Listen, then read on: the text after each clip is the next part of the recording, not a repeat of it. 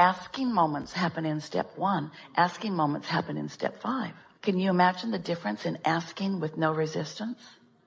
I want it. Well, I'd like to know that. Step 1 is, I'd like to know that, but I don't know it. I'd like to know that, but it might be hard to learn.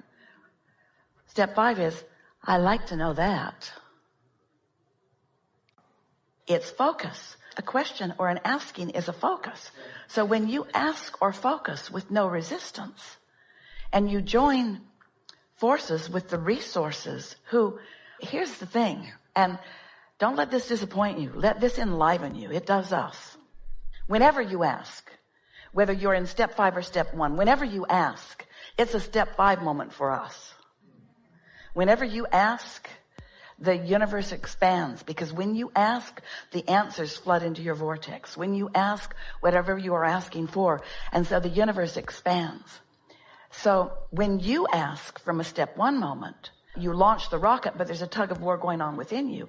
When you ask from a step 5 moment, what you ask, you're up to speed with. And that's when and only when you get to experience the conscious hands in the clay feeling of expansion. It's not so fun to expand and not go there. That sort of sucks on lots of different levels.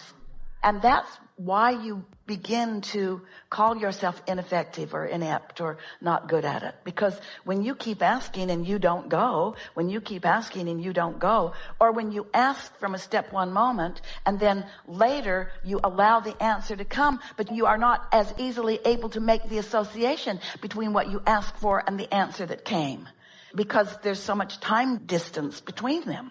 But when you're having step 5 moments, which means now you're tuned in and now you're asking, and in real time you're receiving, and you have experienced that. Every one of you have.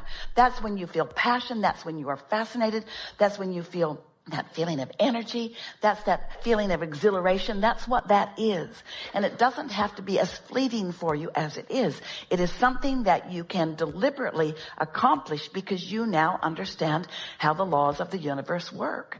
And more important, you are figuring out a little better every day, from what point of attraction did you set your tuner?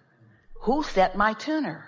Somebody who's mad at me, and now my knee-jerk response to them, is that how I set my tuner today? Well, this is going to be one hell of a day, isn't it?